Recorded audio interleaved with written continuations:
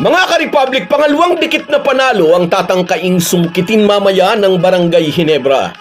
Muling aabangan ng mga Ginebra fans ang bagong kabarangay na si Troy Rosario na binigyan ng pasadong marka sa kanyang debut game. Samantala, totoo ba ito? May 5 diretsyong panalo na ang Northport ni Coach Bonitan.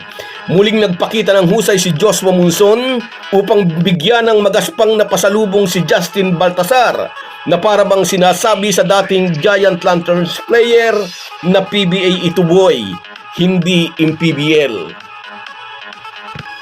Pag-uusapan po natin yan, pero bago ang lahat ay maglalambing po ako sa inyo na isubscribe ninyo itong ating channel at kung di masyadong makakaabala ay i-like at paki-share na rin ninyo.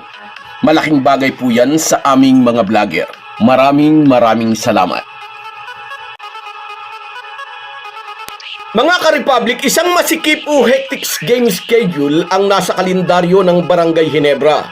Matapos ang kanilang unang laro noong Miyerkules, heto na naman sila at haharapin naman ang Phoenix mamayang alas 7:30 ng gabi.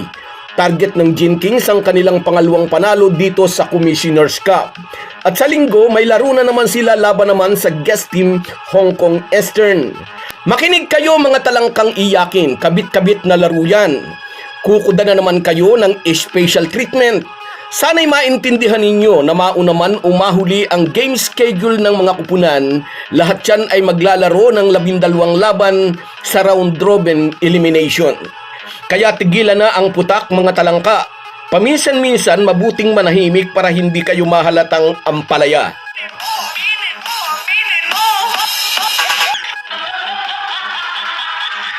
Anyway, nasabi nga ng Ginebra coach, ang kanila raw game schedule ay parang katulad sa final schedule. Every other day na kung iisipin ay mas mahirap daw kasi iba-ibang team ang kailangan nilang paghandaan. Whereas in finals, isang team lang ang kailangan nilang pag-aralan. Pagkatapos nilang talunin ng NLEX sa kanilang debut game noong Miyerkules, muling papalaot sa hardcourt ang mga mag-aalak ngayong Biyernes ng gabi laban sa Phoenix. Uhaw na uhaw sa panalo ang kupunan ni Jamaica Rin dahil puro olats ang nauna nilang 3 laban. Kaya magiging mapanganib ang Fuel Masters para sa Gin Kings. Sa laro mamaya, asahan ng mas mahabang minuto ni Troy Rosario. Iyon naman talaga ang plano ni Coach Tim Kong. Magagamit si TR1 para ma-manage ang minutes ni Japit Aguilar at Justin Brownlee. Isang luxury na wala sila noong nakaraang Governor's Cup. Sa debut game ng Ginebra sa Commissioner's Cup ay agad naramdaman ang presence ng bagong Ginebra bigman. 9 points and 7 boards, hindi na masama para sa isang bagong salta sa kupunan at may pangangapapa sa sisteman ginagamit ni CTC. Sigurado tayo hindi magrereklamo si Troy Rosario kung bibigyan siya ng karagdagang minuto sa sahig upang mabigyan ng pahinga si Justin Brownlee o kaya si Japit Aguilar. Alam naman nating lahat nagkakaedad na rin pareho ang dalawang Ginebra star. Di sila dapat maubos sa pagpasok sa playoffs. Oo naman mga ka-Republic, ganito kaaga nakatanaw na ang Gin King sa playoffs. At sa totoo lang mas higit pa riyan. Pagkatapos matalo sa Tok and Tek sa Governor's Cup Finals, redemption ang target ng Ginebra. Kung papalarin, gusto nilang makabalik sa finals. At mataas ang kumpiyansa ng buong kupunan dahil sooner or later ay makapaglalaro na ang nagre-recover nilang mga player. At ang isa pang dahilan dumating nga sa kanila si Troy Rosario. Healthy si Scottie Thompson at gamay na ni Ardia Barrientos at Stephen Holt ang sistema ni CTC, kaya isang magandang kampanya ang natatanaw ng mga mag-aalak. Sa laban mamaya, gaya na ng nauna nating sinabi, di dapat magkumpiyansa ang Gin Kings laban sa Phoenix. Inaalat lang ang Fuel Masters, ngunit kaya nilang makipagsabayan sa malalakas na kupunan.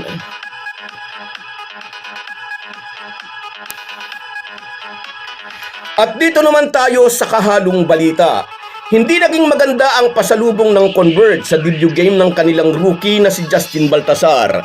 Talo ang Fiber Xers sa laro nila kagabi laban sa Northport 108-101. Hindi nagawa ng MPBL back-to-back champion at MVP sa PBA ang karaniwang nagagawa niya sa pinanggalingan niyang Regional League. Umiskor lamang si Balti ng 5 puntos, nakahablot ng 4 na rebounds at nakapamigay ng 3 assist. Masyadong mababa yan para sa isang star player sa MPBL at matagal na hinintay ng kanyang team na pumick up sa kanya sa first overall pick sa nakaraang rookie draft. Talo ang pasalubong ng Batang Pier sa Converge rookie na parabang sinasabi ni Coach Bonitan, PBA ito boy, hindi MPBL. Nauna nang inamin ng coach ng Northport, mahigpit ang kanyang instructions sa kanyang mga players. Huwag daw nilang ibigay sa Converge rookie ang chance na pigilan ang magandang nagawa nila sa nauna nilang 4 na laro.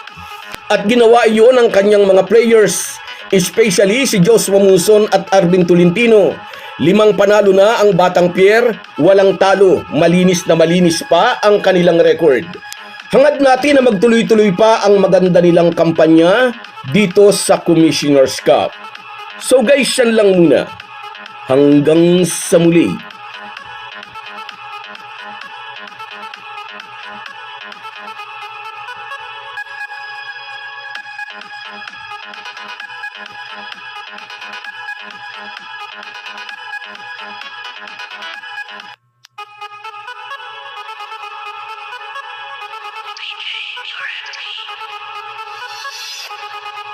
Kung wala po kayong mga viewers namin ay walang magtatagumpay na vlogger. Kaya salamat po sa inyong panunood.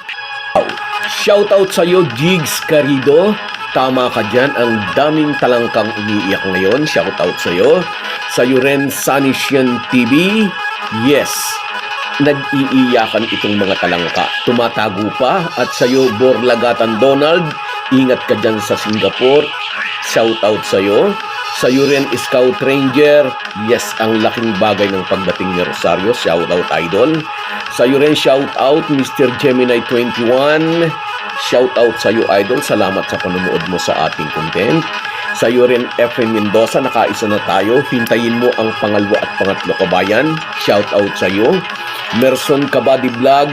Mula dyan sa Oman. Ingat ka dyan lagi, kabayan. At sa iyo rin, shoutout, Norman Flores. Yes, panalo tayo. At sa iyo rin, Abraham Portillo. Ang daming umiiyak. Tama ka. At sa iyo rin, Eli Hernandez. Salamat sa inyong lahat.